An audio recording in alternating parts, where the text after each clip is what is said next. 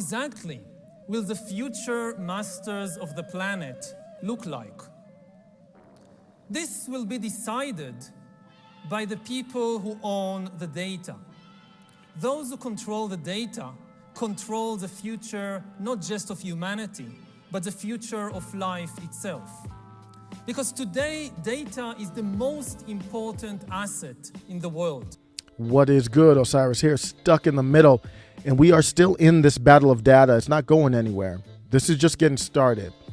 And I'm going to use Elon Musk as an example, but this video is not really about Elon Musk. It's about the data.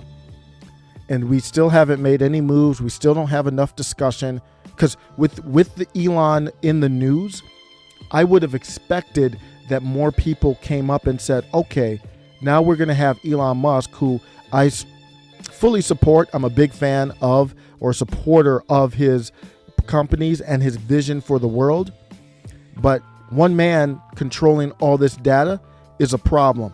And let's not make any mistake before I read this headline here from a good article, short article from Business Insider. Let's not make any mistake.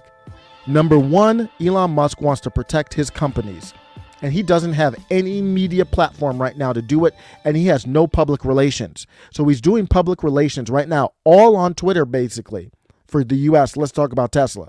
All on Twitter. That's it. And he didn't own any of it, or not a large part of it, and could have been booted off of it and censored in a heartbeat. And then what if he had been banned from Twitter? He would have no access to any significant social media site. He would have to build up a base on another person's site. And you know, when Silicon Valley bans you from one site, a personality like that, you're pretty much done from all of them. So make no mistakes about it. I'm a Elon Musk supporter, but free speech is not his number one thing. It's not even his number two thing. I think his number one thing is just generally protecting the companies he has in the public eye. And he gets power from that. He is, obviously a billionaire upon billionaire, but he is a populist figure. That's why he does all these polls on Twitter. He knows his part of his strength is that people agree with him, and he's in tune with what people want. The number two thing is where I'm going to spend the time here. So two things before free speech. You can kind of lump them together. But the second thing is data. He wants access to the data. And that's what this article is about. And I am really surprised that more and more people aren't talking about this. Business Insider reports that a researcher says that Elon Musk owning so much data would be a problem. The amount of data Elon Musk would have access to if he privatized Twitter cannot be compared to anything that has ever existed. I support Elon Musk and his future vision, and that's why I support him buying Twitter. But I don't support this. This is too much of this is a problem where we don't own the data. I don't have a problem with him having access to this much data if there was a way that we could protect ourselves in this world. So it's not about Elon Musk. And that's what he's really looking to do, is get that. And there's a lot of data points. What data do you think he might want? Well, Elon Musk, there's all kinds of data. Well, number one, Elon Musk might want to know what's going on with the data up to this point. I don't think Elon Musk knows. I don't think Jack Dorsey knows. If you heard Jack Dorsey on with Tim Pool and Joe Rogan, Jack Dorsey it looked like he didn't know a damn thing about what's going on over there. And that was 3 years ago, or 3 years ago. Elon Musk wants to know what's happening. What relationship, maybe he could get this data if he bought the company, maybe he wouldn't. I don't know. What's the relationship between Twitter and foreign governments like Ukraine or the Saudis? What's the relationship between Twitter and our current government? Because what they've told us is already a clear violation of the First Amendment of the Constitution. What haven't they told us? Could Elon Musk find some of that? Well, obviously, what does the algorithm do? What is Twitter doing with the data? All these social media companies, you walk in the airport. I just did a video about the 7-foot-tall robot in one of the Dallas airports. And where's the data going? They have a permanent camera. They have audio with a mic, so they can be recording video, storing it, recording audio. They could see, oh, this is how many families are here. This is how tall certain people are. This is their face. This is their emotions. and you can be manipulated. I talked about this a while back when I did the data video. They know for sure if they get enough data, they can decide, or they can tell you how gay or straight you are on the spectrum. They could tell you what you want or what you will be in the mood for before you even know it, just based on your mannerisms and facial expressions. All that's fine. All of it's not going to be bad, but I want control over it. People have to have control over that, period. No one else should own that. There has to be some type of process. If someone's going to take that information and use it or sell it, there's got to be a process to protect us from that. It's in the Constitution. So he might want to know the history. That's data. It's not just the algorithm. The algorithm, of course, is number one, but it's not just the algorithm. I'm going to end with what can you do about this? Well, let me just touch on this a little bit. The professor here, former professor and author of The Age of Surveillance Capitalism, Shoshana Zuboff, I do have to read that book, said huge ad revenue and unregulated data collection about user behavior have changed the social media industry, which now holds incredible sway over real-world events. Elon Musk owns SpaceX. He's got data all over space, satellites, knows everything, a lot about the universe. He has Starlink. He knows about internet. He has Boring Company. He knows about tunnels and all that. He has that data. Neuralink. He's getting information about brains and people. And when you put chips into human brains, what data are you going to get from that? Who owns that data? He used to be a part of OpenAI, an artificial intelligence company. I think he still donates to it. But he knows about the future robots, basically, is what I look at when I see AI. We're going to create new life forms. Obviously, Tesla, he got data from cars. Can he turn off cars? Remember, there was this thing early in the Russia-Ukraine where people were like, Elon, turn off your Teslas in Russia. I'm like, what? Why? Number one, what are you talking about? Number two, can he do this? I don't know. I've been looking for the answer. I asked people for the answer. Tesla fans are, oddly quiet about that. That's not a diss on Elon. It's just like, wait a second. No dude who owns a car company should be able to shut off cars. I don't know if he can or not. I think he can. I think he can brick the car. The car is a big iPad. Apple owns the software. Apple actually right now owns the software. So if Apple wants to, they can brick your phone. You own the hard phone, they own the software. Is that the same thing with the car that's like an iPad? Unacceptable.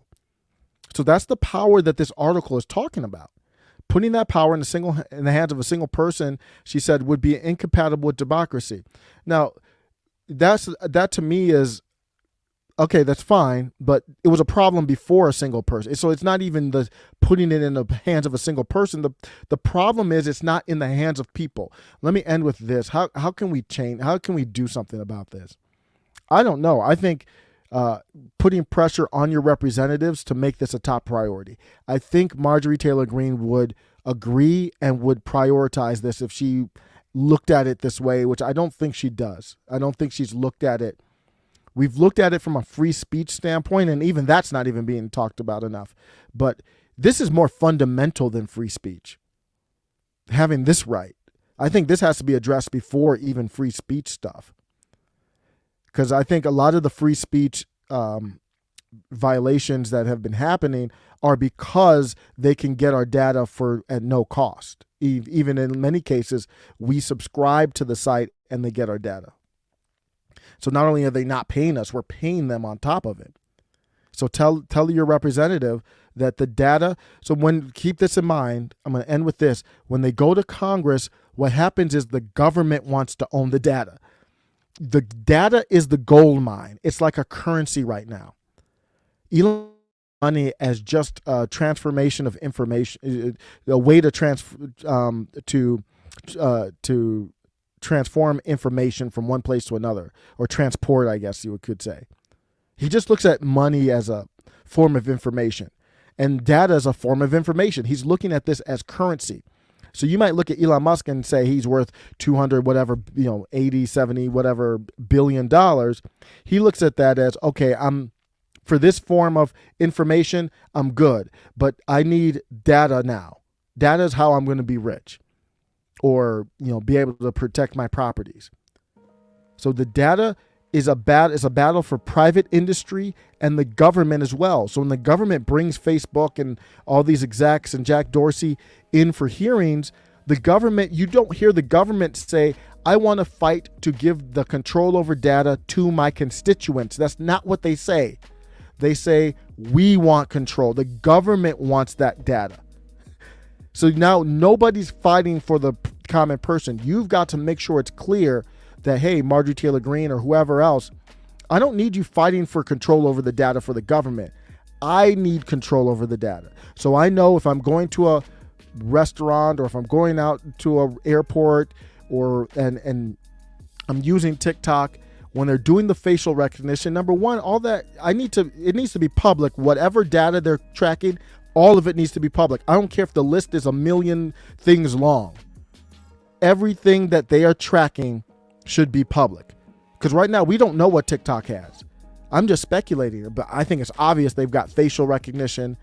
I did a video where they actually literally shift your face to make it look more masculine or feminine. But as they flipped around the app setting, there was no way to disable the effect. It seemed to be permanently in place, subtly feminizing Dawn's features. Take a look at the video. I was gonna make a cute, like, flexing video to that, like, he's not with him tonight, he's not with Jim tonight, she's at the gym tonight audio, but honestly, I don't feel comfortable making videos right now as long as this. You see that? As long as that's still a thing, I don't feel comfortable making videos because this is not what I look like.